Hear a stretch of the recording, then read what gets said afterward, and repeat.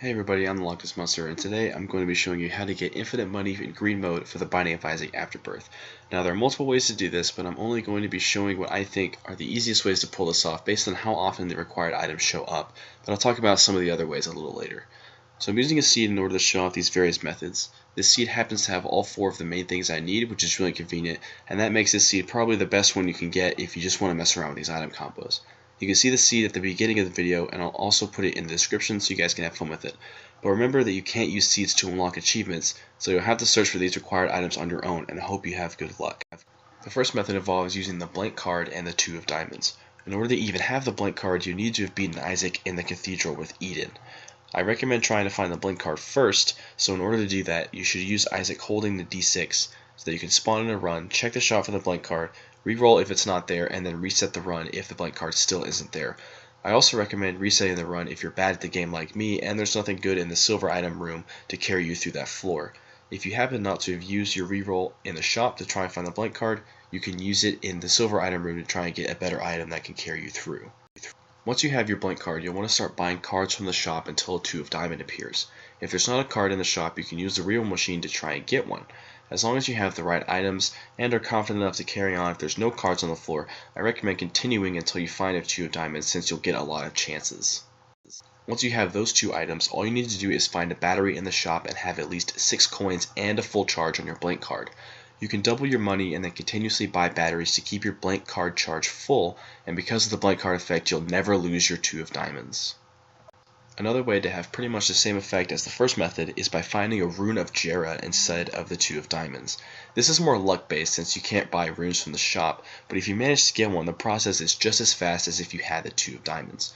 There is a rune of jera in the devil room in the depths on the seed that I'm using if you want to try that out. All you have to do is clear a floor without picking up any of the coins. Make sure there's a battery in the shop and then use your blank card to double all the coins on the floor. Just pick up enough coins to get an item or 2 and another battery, then go back into the shop to recharge the blank card. Come back out, double the coins on the floor again, and repeat until you have all the items that you want.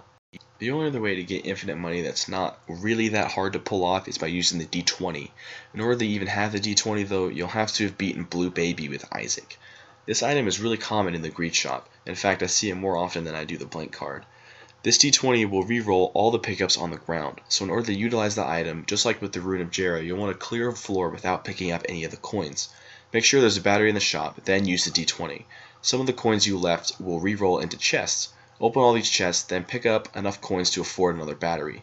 You want to be on the lookout for nickels and dimes here, since picking up coins will leave you with less items to re-roll. You'll also want to look out for a golden key, so that you won't have to keep picking up keys in order to open all the golden chests.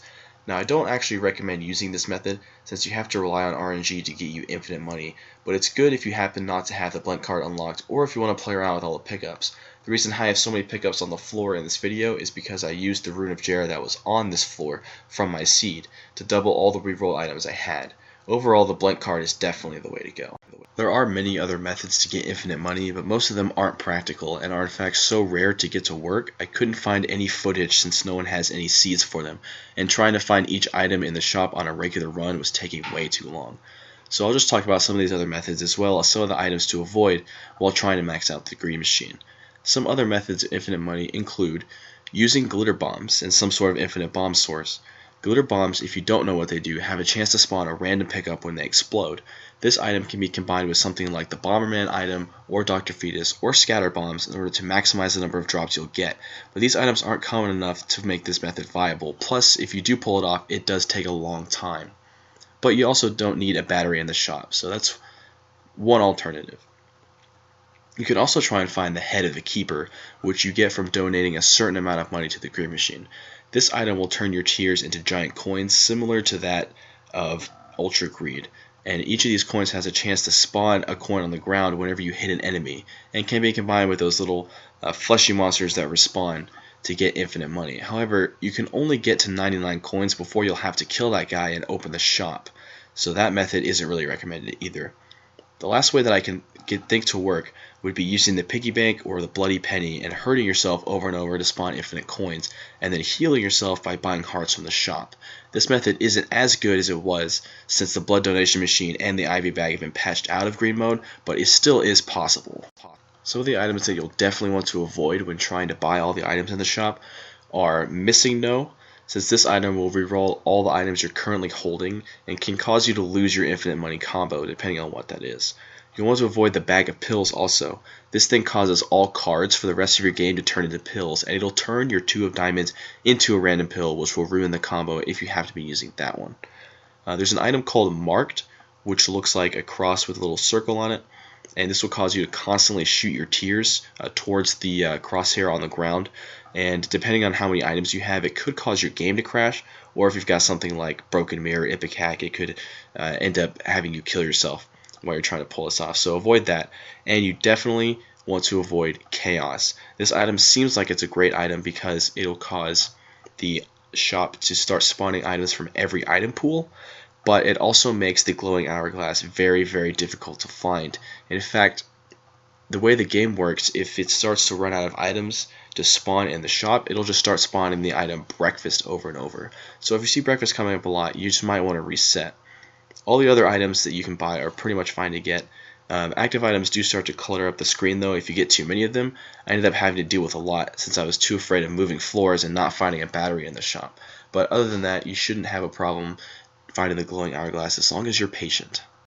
Once you have whatever source of infinite money that you prefer, the next step is buying all the items in the shop until the glowing hourglass appears.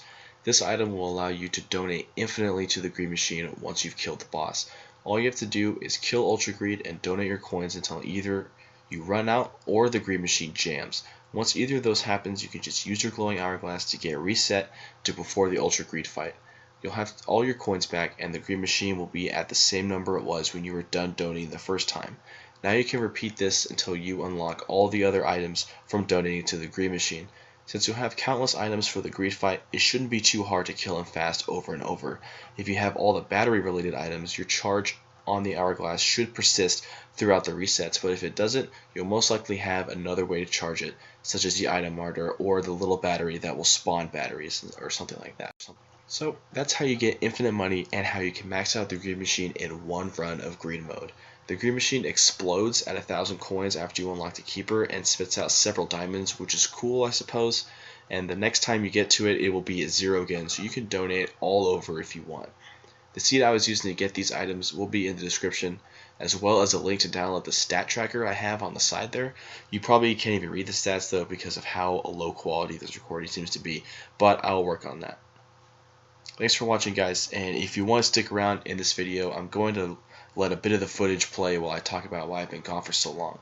Be sure to subscribe and comment and all that stuff, and I'll see you guys next time.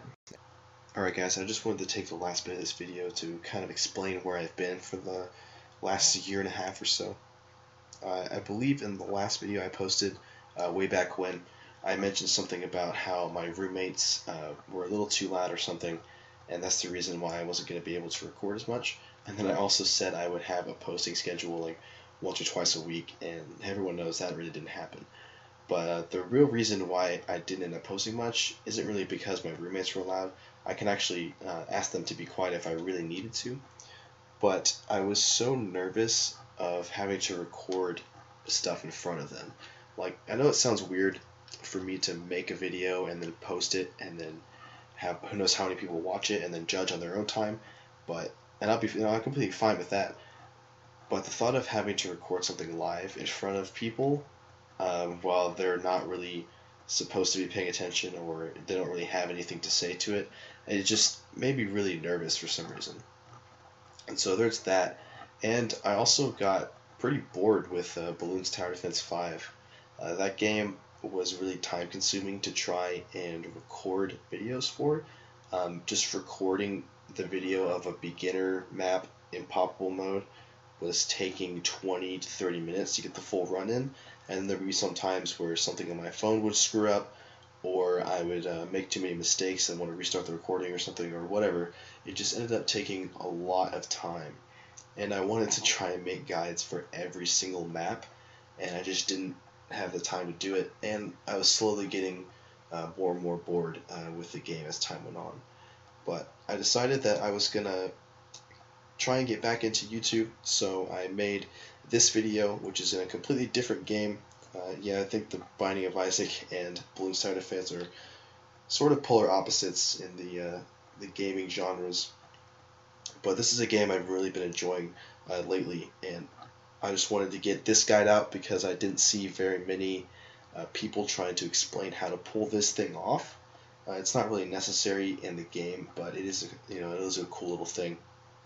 And this is the kind of spirit that I wanted this channel to have. I wanted to be able to make guides for videos, not have my channel restricted to one type of game or one type of video.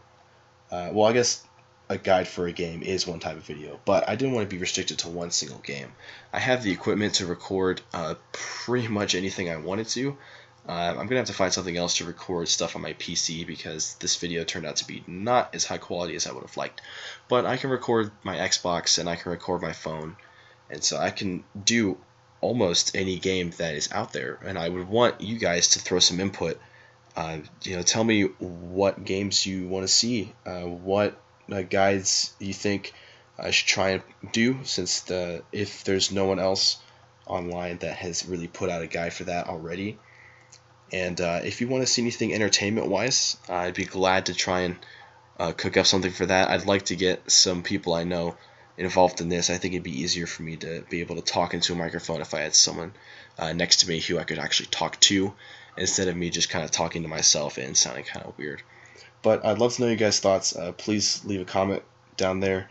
And you may not think that I read everything, but I definitely, at least at this point, I have not turned off notifications that they get sent to my email for everything that happens on this YouTube channel. So I read every single comment you guys post all the time.